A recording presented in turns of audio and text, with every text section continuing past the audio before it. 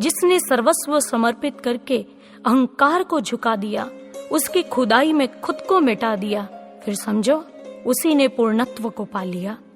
इसलिए हमें गुरु की आशाओं उम्मीदों पर पानी नहीं फेरना है, मुश्किल रास्तों पर घबरा के बैठ नहीं जाना है, हर हाल में चलना है, क्योंकि कहते हैं जिनके होंठों पे हंसी पाँव में छाले होंगे, हाँ वही लोग सद्गुरु के चाहने वाले होंगे।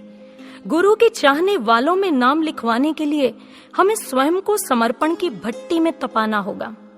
यह कोई बड़ी बात नहीं है, क्योंकि सद्गुरु तो स्वयं हमारे लिए दिन रात दीपक की बाती की तरह जल रहे हैं। फिर हमें क्या मुश्किल है? इसलिए हमेशा गुरु की आवाज सुने जो वे कह रहे हैं। धूल पहुंच कांटे मत गिन, छाले मत सहलाए जा, मत ठंडे संकल्प आंसुओं से तू बहाए जा। टकराएगा नहीं गर तू अधर्म के दंगों से, फिर कौन तुझे इतिहास के पन्नों में दोहराएगा।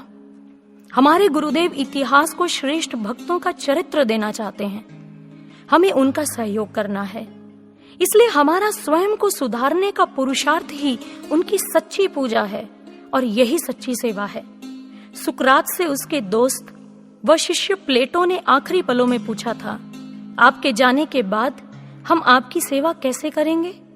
तब सुकरात ने कहा, स्वयं का ध्यान रखना, तभी मेरी सेवा कर पाओगे, मेरे बताए मार्ग पर चल पाओगे। स्वयं का ध्यान रखने का अर्थ स्वयं को हमेशा गुरु के प्रति श्रद्धावान रखना है, क्योंकि अध्यात्म मार्ग का सबसे खतरनाक कीड़ा है संशय। जो श्रद्धा रूपी जड़ों को लग जाए तो सब नष्ट हो जाता है। इसलिए गीता में भी कहा गया, श्रद्धाम यो अयंग पुरुषो यो यच्छ्रद्धः स एव सः। पुरुष श्रद्धा का ही बना हुआ है, वह जिसमें श्रद्धा रखता है उस जैसा ही हो जाता है। गुरुदेव हमें स्वयं के स्वरूप जैसा ही तो बनाने आए हैं। इसलिए समर्पण श्रद्धा रूपी पुरुषार्थों के द्वारा उन जैसा बनना ही सच्ची सेवा है, यही है समर्पण। इसलिए भीतरी प्रवेश मार्ग पर जो जगह जगह हमने दीवारें खड़ी की हुई हैं, उन्हें आमूल चूल तोड़ना होगा। जिन ग्वांक्षों या द्वारों पर अपने मतों उसूलों की सांकलें जड़ी हैं हमने, उन्हें खोलना होगा। गुरु के प्रवेश के लिए हर भीतरी मार्ग सपाट करना होगा, ताकि वे निर्बाध रूप से हमारे जिस मर्जी भीतरी कक्ष में आ सकें। हमारे पाले पोसे विचारों के वृक्षों को उखाड़कर अपने सिद्धांतों की पौध लगा सकें, हमसे हमको लेकर खुद को दे सकें।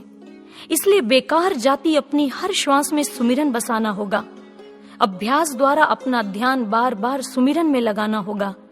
बिखरते विषया वासनाओं की ओर दौड़ते विचारों को बारंबार खींचकर गुरु चरणों में केंद्रित करना होगा। यही गुरु के प्रति हमारा सच्चा समर्पण है, यही उनकी सच्ची आराधना है।